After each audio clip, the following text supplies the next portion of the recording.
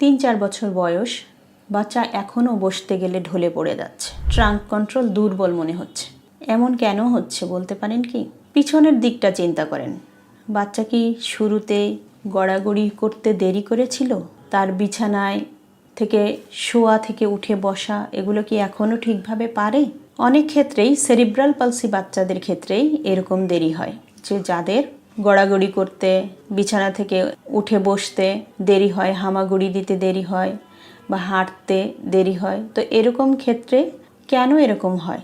Cerebral palsy বাচ্চাদের আসলে কি মাংসপেশির যে টোন রয়েছে, যেটাকে আমরা মাসেল টোন বলি, এরকম মাসেল টোন অনেক সময় দুর্বল থাকে, যার কারণে এই যে ট্রাঙ্ক সোজা করে যে সে বসতে পারছে না, এটা কিন্তু সেই মাসেল টোনের দুর্বলতার কারণে হতে পারে, মাংসপেশির শক্তি কম থাকার কারণে হতে পারে, তার ব্যালেন্স, কোঅর্ডিনেশন এগুলো সঠিকভাবে হয়নি সেজন্য হতে পারে। তারপর যদি তার কোনো রিফ্লেক্স যেটা প্রপারলি কাজ করছে না সেজন্য হতে পারে। তো এই সমস্ত কিছুই যদি তার বসাকে বাধা দিচ্ছে 3-4 বছর বয়সেও, এবং আপনি জানেন না আপনার কি করতে হবে, কোথায় যেতে হবে, তাহলে কিন্তু অবশ্যই আপনাকে একজন প্রফেশনাল থেরাপিস্টের শরণাপন্ন হতে হবে এবং বাচ্চাটিকে অ্যাসেসমেন্ট করাতে হবে। অ্যাসেসমেন্ট করিয়ে তারপরে আপনি জানতে পারবেন বাচ্চার আসলে কোথায় কোথায় দুর্বলতা রয়েছে এবং কিভাবে সেই দুর্বলতাগুলোকে কাটিয়ে ওঠা যায়। থেরাপিগুলো কীরকম হতে পারে, থেরাপিগুলো দিনে কতবার নিতে হতে পারে, আপনি বাসায় কিভাবে করবেন, তার হোম প্ল্যান নেওয়া, হ্যাঁ, সব কিছু কিন্তু আপনি থেরাপিস্টের কাছে পাবেন। আপনি যদি আরও দেরি করতে থাকেন তাহলে বাচ্চা কেবল বসতে গিয়ে তার সোজা হয়ে বসতে পারছে না, 3-4 বছর বয়স হয়েছে, তাহলে কিন্তু হাঁটা আরও দেরি হবে। তাহলে সেক্ষেত্রে যেটা করতে হবে, এরকম সেরিব্রাল পালসি বাচ্চা যাদের এখনও পর্যন্ত মাইলস্টোন ঠিক হয়নি এবং তারা এখনও দেরি হচ্ছে যে কোনো কাজ করতেই, তাহলে কিন্তু অনেকগুলো তার দৈনন্দিন কাজ যেগুলোতে সে পিছিয়ে আছে, যেমন বসে বসে কিন্তু অনেক কাজ করতে হয়, তো সেই কাজগুলোতে সে পিছিয়ে যাচ্ছে।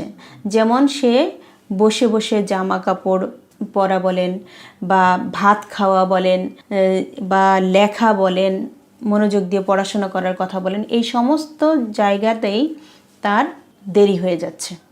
তার কারণটা কি?